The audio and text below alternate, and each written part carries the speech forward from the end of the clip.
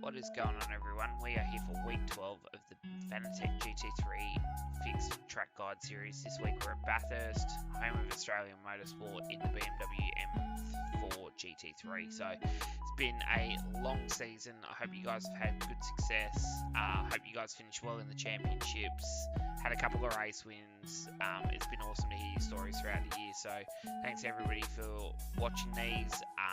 We're still weighing up what our options are for season 4 for track guides, so we'll be putting some posts out and some stuff across our social media in the next few days to really start to plan that out. So make sure you guys let us know what you want to see for season 4 of 23. So without further ado, let's kick into Mount Panorama Bathurst in the BMW M4 GT3.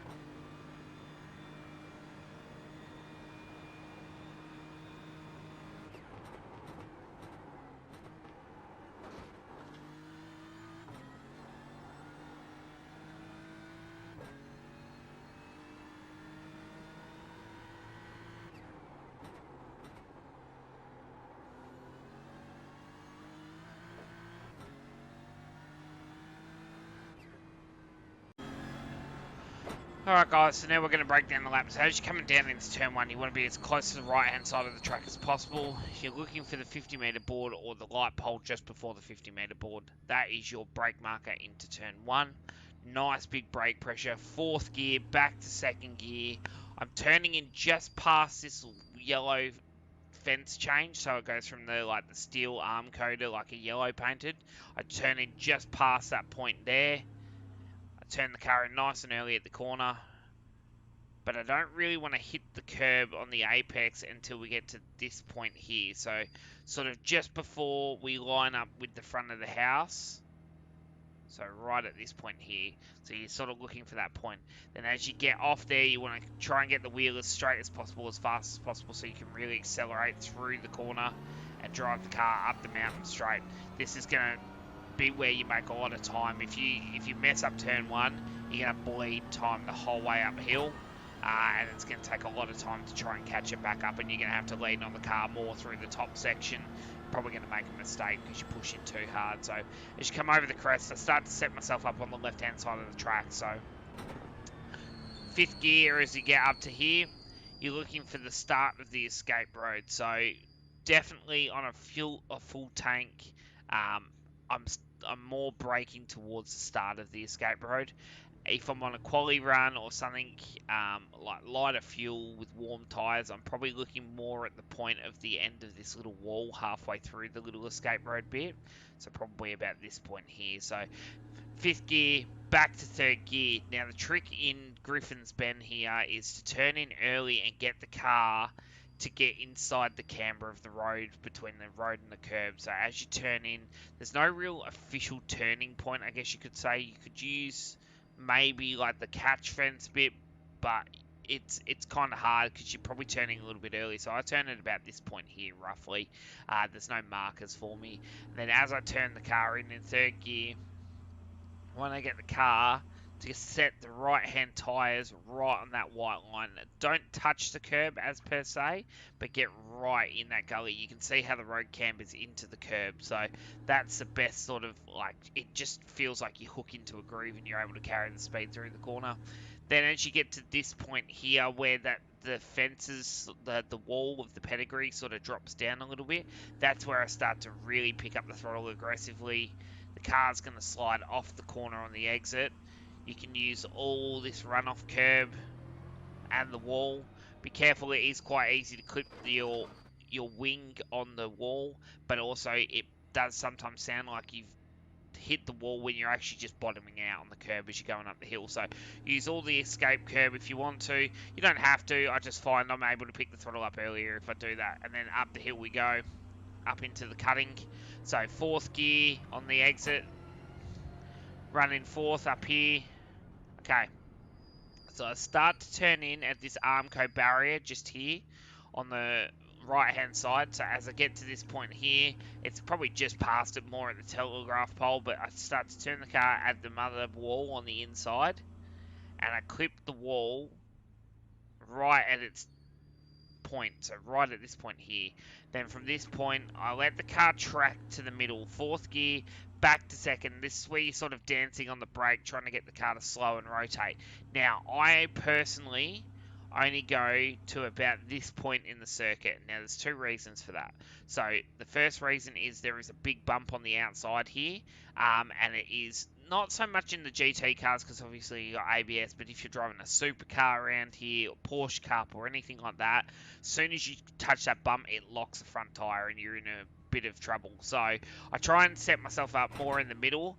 And then the other reason is I turn the car at the corner really early. So I kind of want to be down here so it's a quicker, aggressive turn in at the corner. I get two tyres on the left-hand side to be between the white line and the wall. So I'm right close. The mirror is practically scratching the wall as I'm driving up the hill. But by doing this, you'll see that I'm able to pick the throttle up a lot earlier as I come up the crest, and I've opened the corner up for the next segment. So I'm able to come across a more diagonal angle, get close to the Fujitsu sign, and then let the car track right out to the edge of the road. Up to fourth. Now, I turn in at this point here. You've got to make sure you're past the white line. You're using all the track, right? There's no real turning point, but I turn the car at the corner quite early. And the reason for that is I want to diagonal the car from this curb here. I sort of line up with the billboard. So at the end of the curb, I line up with the billboard, and then I just let the car track across the circuit. And by doing this, I'm going to get nice and close to the wall over the top, but I'm able to carry the most amount of speed. As I come through here, up to fourth gear. Or you're still in fourth, sorry. You don't shift, but you shift from third to fourth before you turn in, and then you carry fourth gear through here. Now, the reason I do that is because this one, if you're in fifth, I find it's just got a little bit of understeer. So as you come down, you want to get as close to the Etihad second one, so this one right here. And then you see the little metal grate just in front of us. Once you get to that point, you need to be turning back at the curb. So you get to that point, and you turn back at the curb nice and early. Because the car is carrying so much speed through here, it does tend to want to favour a bit of understeer. So you've got to make sure you sort of equate for that and turn in a little bit early to make sure it carries the speed. Get close to the curb and then carry the speed right out to the edge of the wall.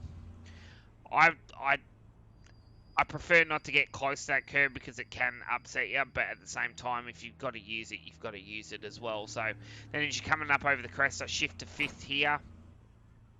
And this one's the tricky one because the blind approach at McPhillamy is really hard to get right and to actually get your turning point right. So I find that the third Dick Smith at the top of the crest is like the best point to start turning the car at the corner.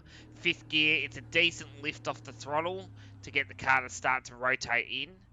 And then you come in and you want to get as close to this white line and curb, but you don't want to get to it until you're about in line with that stump of a tree that's sort of by itself in front of us.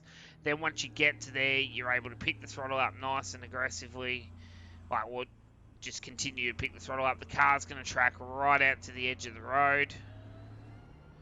And then we're going to set ourselves back up on the left-hand side to go down the hill. So this next bit is a little bit of a unique brake marker, but I'll show you. So we're just going to stop here and we're just going to look. So as you can see, I've just driven past it, so just give me a second. You see there's a plaque on the edge of the wall. So that is my brake marker going into Skyline. So I know it's very hard to spot, but once you actually see the casing of it, it does actually catch your eye quite easily. So, and then from this point here, 5th gear, back to 4th on the entry, and I'm braking, but not heavily. I don't do my heavy braking until the middle of this corner. So 4th gear as I toss the car in, I sort of wait until I get under the sign before I start to turn the car. I get nice and close to this wall coming down. And then once I get to the wall, I let the car diagonal straight across. Back to 3rd gear here as I'm coming onto the 2nd curb. So as I get onto this curb, you want to get 2 tyres up here on this curb. You're in 3rd, and then as you come off the curb and you're diagonaling from this curb to the inside wall, you go back to 2nd. So back to 2nd gear. And then once you get there, you want to carry the brake into the corner, stay as close to this wall as possible on the right hand side until you get to this point here. Okay, so as this little curb ends on the inside of the circuit at the moment, you've got the little orange tyre wall just in front of us. That's when you start to toss the car in at the dipper. So once the car gets to this point here, you turn the car in at the corner, get nice and close to the Cooper's sign, and you'll see as I've done that, it actually opens up the dipper quite a lot because I've delayed my turn in. Once I do actually turn the car in, I'm actually able to carry a lot more speed down the hill. So just by being a little bit more patient on your turn in, you're actually maximising a lot of exit speed here. So up through the gear, as you're carrying the speed down the hill. This one's a tricky one, so I start to brake just as the coat's wall turns to the white wall. So just there, that's where I start to brake. Just because you get such a straight exit, you do carry a little bit more speed. So I start to brake here, and then what I want to do is I want to try and hug the wall around here. And then as I'm not braking aggressively, it's more like a trail. And then once I get to the blue Falkland wall on the right hand side of the track, that's when I really start to brake aggressively down the hill, back to 2nd gear. Once the white line starts to go straight, so you'll see it sort of follows around and then it goes straight for a while, that's where I let the car start to slide off, and I kind of follow the trajectory of there's a little from the concrete wall to the tyre bundle part of the wall straight in front of us, there's like a little dark rubber bit that you can see. I sort of follow that line until I get to the start of this blue wall on the inside here, and then once I get to there, I turn the car in at the corner. And I missed the start of the apex on purpose to really get close to the wall on the exit here. By doing this, I'm in the camber of the road, I'm nice and close to the wall, and I'm able to pick the throttle up very early and carry the speed out of the corner. We'll use all the road, run it right to the edge of the road and down the long straight of Conrod. So that's how you maximise the exit of that corner to really make sure that you're getting the most out of the car coming down here. Up through the gears. Personal preference, which side you sit on. I personally prefer the right hand side until I get under the Fuso sign. It's just something I've always done. And then I start to track across to the left hand side of the road. I'm looking for this extra bit of concrete here. I turn in at the end of that. It's still flat through here. Get the car nice and straight on the right hand side. I'm braking just before the 100-metre board, so it's like the last West Track sign, so it's about this point here. Nice big brake pressure, 6th gear, back to 2nd gear. You can use 3rd as well. I just find 2nd just helps with a little bit of rotation in the corner, and just helps me to get the drive out of the corner. So nice big pressure as you come in, and then you really want to turn in at about this point here. So it's just before the end of the billboards, just before the flag marshal hut, and you turn the car in. Little tiny bit of curb on the inside here is okay, but make sure when you hit it at this sort of point here. So sort of just in line with the red wall of the pit building directly over the crest. You can sort of see we're in line with it at the moment. That's when I sort of know I've hit the apex in the right spot. The car's going to track around, pick up third gear, get close to this curb, let the car run right to the edge of the road. All the curb, up to fourth, and then we're looking for the big brake marker at the final corner to finish it off. And I'm braking just before the telegraph pole, so it's about this point here. So it's probably about 70 meters, 65, 70 meters, somewhere around there. Fourth gear, back to second gear. Nice big brake pressure. I turn in just before the white line breaks up into the dotted line. So about this point here, I start to turn the car at the corner in second, get nice and close to the apex. I don't want to hit this curb because this is the one that picks the front, the tyres up and throws you sideways off the curb. So get nice and close. Don't mind if you cut a little bit of that white line as you come off. Let the car track right out to the right-hand side of the track. Run it over the start-finish line, and that's a lap around Map Panorama Bathurst. Hope this has helped you guys. Good luck for your last week of racing, and hopefully we will see you for Season 4 of 2023, and we will see you then. Thanks, guys.